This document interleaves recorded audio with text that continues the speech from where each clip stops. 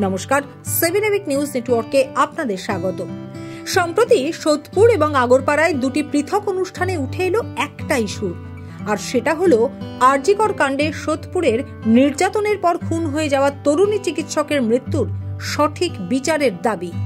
না, কোনো চিৎকৃত রাজনৈতিক স্লোগানে নয়, দুটি সংগঠনই যথাক্রমে সোদপুরের প্রাচীকণ্ঠ এবং আগরপাড়ার সৃষ্টি সৃজন তাদের কবিতায়, কথায়, নৃত্যে যেন তুলে ধরতে চাইল তাদের দাবি। প্রাচীকণ্ঠের অনুষ্ঠানে উপস্থিত ছিলেন বরেণ্য বাচিক শিল্পী সৌমিত্র মিত্র, ডক্টর অনুময় বন্দ্যোপাধ্যায়, স্বাতী বন্দ্যোপাধ্যায় প্রমুখ।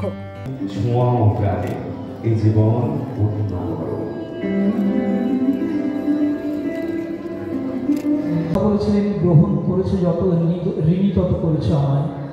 আসলে আমি গ্রহণ করলাম, কিন্তু আমাকে গ্রহণ করলো কিন্তু সন্দীপ এবং গ্রহণ করলেন আপনারা।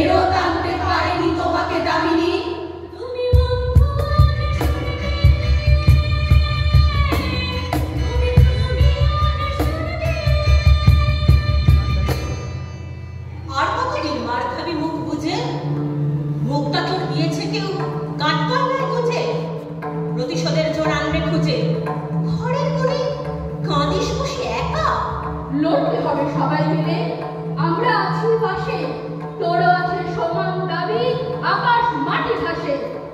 এবার ওই বিষের দাঁত ফেলবো ভেঙে। যতই ভাবো তুমি পুলিশ, তুমি মন্ত্রী, বিচারক তুমি, প্রেমিক যন্ত্রী তুমি, যৌন অপরাধী।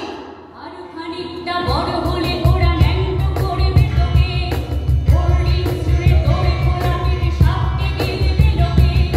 বিক্রি হবে আরো আছে তোরে জানি তুমি ব্যক্তিগত, আমরা শুধুই খানিকে লড়ু, খানিকে খালি বিরত। চিৎকারে করে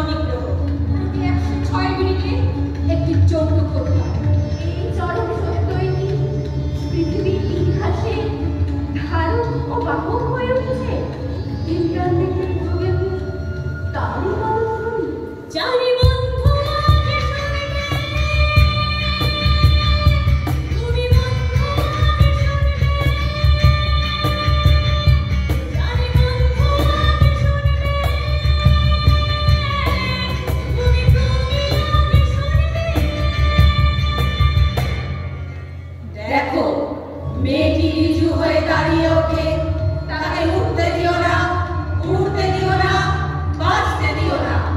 পুরুষেরা গর্জে উঠে ঘটিয়ে ফেলে আরজি করের তিলোত্তমা, কামদুনির ধর্ষিতা, দিল্লির নির্ভয়ার মতো ঘটনা। না, আর না, এবার সময় এসেছে।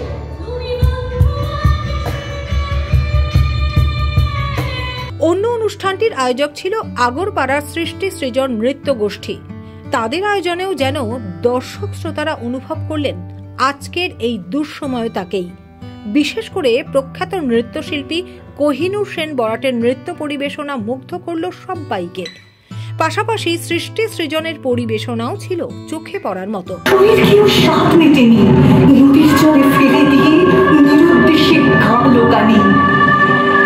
গ্রামের মানুষ দেখছে যেন কাঠামোহীন শুয়ে আছে তাদের গ্রামের দুঃখা মা, রং ধরছে, মাটি গলছে, নদীর জল খুলিয়ে যাচ্ছে, মেঘলা আকাশ মুখ ঠেকেছে, বিসর্জনের ঢাকের বলে বিজয়ার বুক ভাঙা সুর।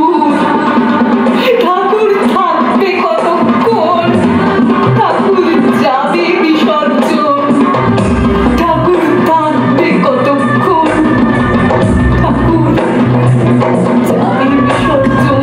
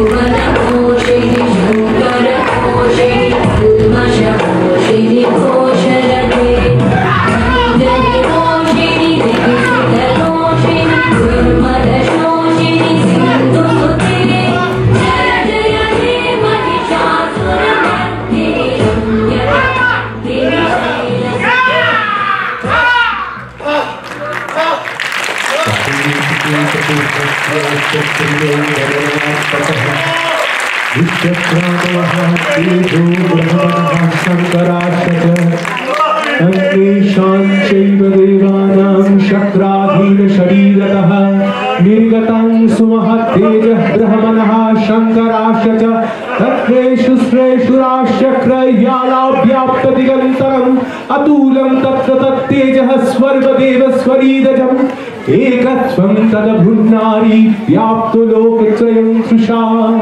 শুধু স্বাধীনভাবে বলেছিল কথা,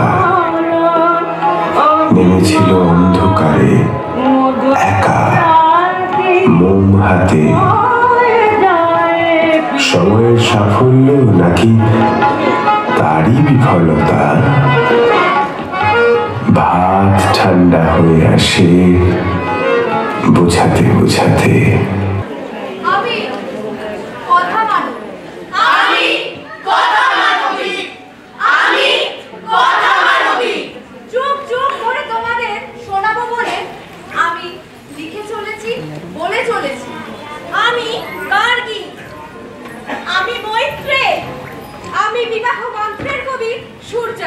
আমি মধ্যযুগের কর্ণাট দেশের কবি আজ্ঞা মহাদেবী।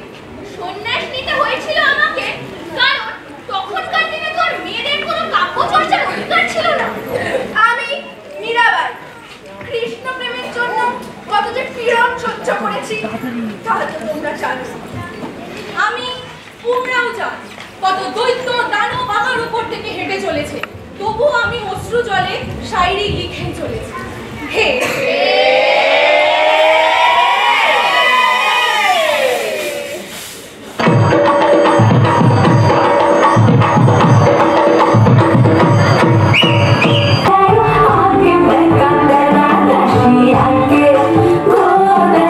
आगे